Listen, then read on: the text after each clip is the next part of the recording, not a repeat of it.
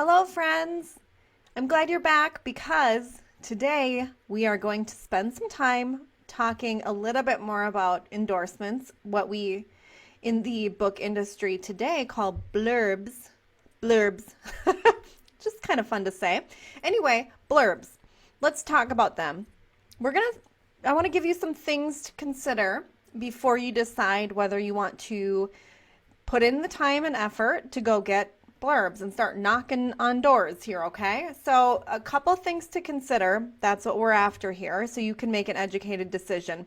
First, I just want you to know blurbs are not necessary. Many very successful books launched and sold hundreds, thousands, millions of copies without them. So they're kind of in the nice to have category. They're optional. They don't fall under the category of you must do this before you publish your book. So don't stress if this is just like too much for you or you can't think of someone who would be worthwhile asking. It's really not necessary, but it can be very valuable when you do it right and when you have the right blurber. That's what I'm going to call them, the people you get blurbs from, blurber. Okay, so again, just they're not necessary, but if you do want to pursue this, let's talk about a couple more things. Number one, a blurb can impact your pitch process. So if you are looking at seeking a traditional deal, agents and publishers may perk up a little bit if you've gone through the trouble of getting feedback from some well-known names in your particular book's topic or industry, or some authors that are, that have written successful books in that same line. If these people have already vouched for your book, agents and publishers are going to pay attention a little bit. It's going to give you a little more negotiating power. So that may not apply to you if you're going to be looking at self-publishing. The biggest pull for self-publishing in getting blurbs is that when it's sitting on the shelf somewhere or on your Amazon description, you can have a couple really amazing blurbs that convince the readers like, oh, okay, this person said it was amazing and loved it. So it's more just to draw the readers into the book. But even before it's published, you can utilize blurbs to your advantage. So think about that. And overall, blurbs don't really move the needle as far as actual reviews of the book, like posted on Amazon or Barnes & Noble, wherever you want to sell this book. If you get real reader reviews, they're going to be much more effective in promoting and marketing your book than just a couple well-written blurbs. Some people may not really pay attention to the cover if they're looking online at your book, like on a platform like Amazon. They may not really pay much attention to what you have on the cover. You could obviously put your blurbs in the description, but sometimes they aren't going to pay much attention to that either. So a lot of people look at reviews. They spend time looking at reviews. They go through the reader reviews. So if you are looking at, do I focus more on getting advanced reader reviews or do I look at getting blurbs? The money is in the reader reviews, okay? Not necessarily money, but you know what I mean. That is where it's more worth your effort if you can only choose one. So it's generally better to find, you don't want to have blurbs that are just from unknown sources. So it's not just about having a blurb, like having someone say good things about you or your book. You really have to draw them in with particular names from particular areas. Okay, so let's consider this. If you are friends with someone or you have a connection to someone who's very well known, let's just say it's someone in your local government or something, right? Maybe you know the mayor, maybe you know the governor. But if your book doesn't have anything to do with something that they're connected to, their blurb isn't going to carry any weight. So it's better to not have any blurbs at all than to have those, what we would call that like an unknown person, right? Like they might recognize the name, maybe your readers recognize the name, but it doesn't have any weight. So they're really like unweighted. They carry no value. So it's better just to have no blurbs at all. And it's better to have no blurbs at all than if you're going to have one that says, great book, or cool story, right? Those aren't very convincing. I'm not going to pay attention to a blurb that says sort of awesome, whatever, right? Like something very bland or generic, and it's some name like John Smith. Who's that? So again, because they're not necessary, it's easy to kind of do this wrong. And it's not worth doing it at all if you can't do it the right way, if you can't get the right person saying the right thing. So we're going to talk about that in a little bit. So if you can find an endorser, a blurber, that your book actually brings them benefit as well, it could be a good fit, and that would help the potential that you get a good blurb. So what do I mean by this? Let's say you have a book on a particular topic and you have connected with a blogger who's been focused on that particular topic as well. And you can come onto their platform and provide their readers, their audience with some information. Maybe you give away some books. Maybe you do a podcast interview. Offer something of value, your time in trade for the blurb, right? Or in trade for, maybe you give them, like I said, a couple free copies of your book to give away to their platform, and they can get that buzz generated as well. Or vice versa. If you want to give, have that person give you a blurb and then you want to interview them on your platform, write about them on your blog, or if you have a podcast or something, so then they get exposure to your readers as well. A blurb will definitely benefit you, most likely a little bit more than the blurber, but that doesn't mean the blurber doesn't have any benefit at all.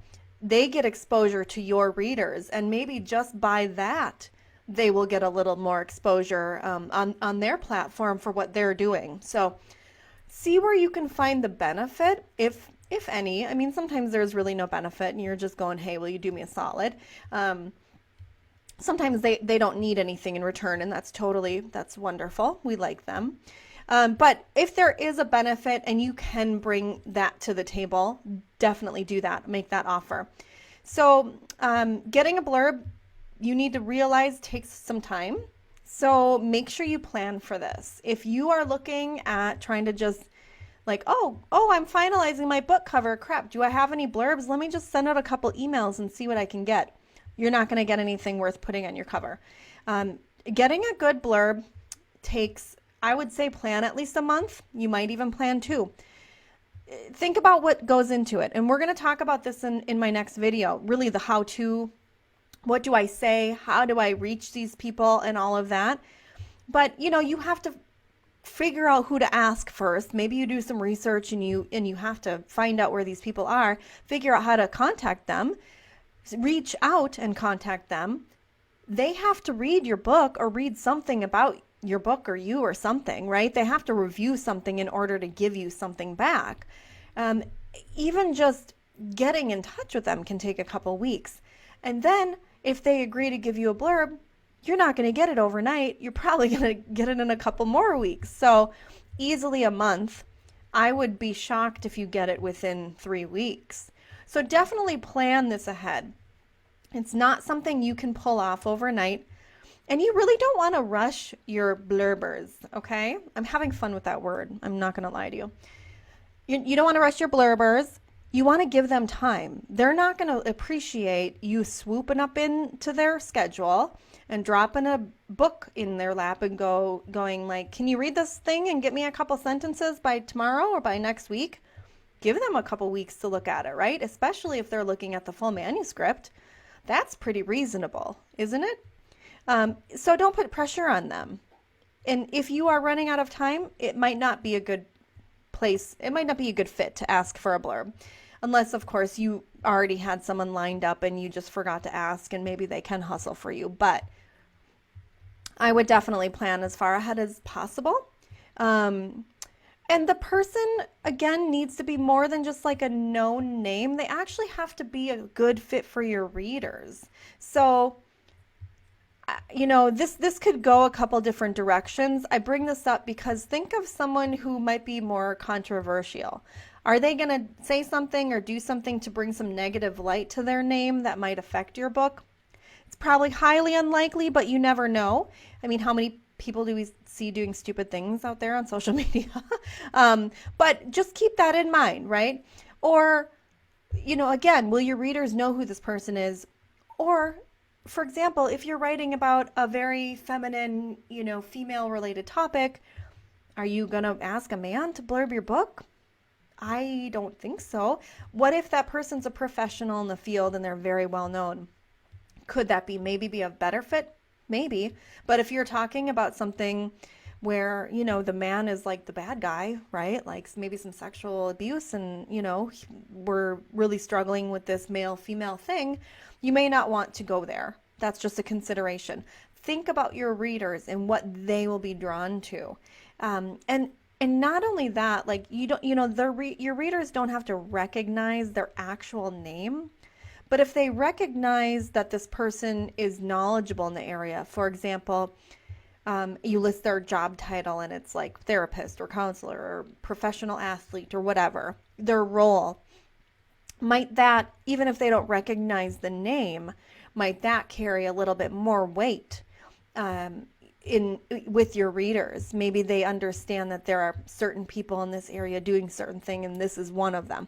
So there may not be a lot of overlap with your readership, but that doesn't mean it's not worth the effort to get it if you can figure out, like, if there's another benefit, if there's something else going on there that maybe could bring a little value to your book. For example, like Oprah. I mean, if you can get Oprah to blurb your book, it doesn't matter about any of the rest of this stuff that I'm saying. Get Oprah to blurb your book. She may not have anything to do with your topic or your readership, but she's Oprah. Anyway, on to realistic topics.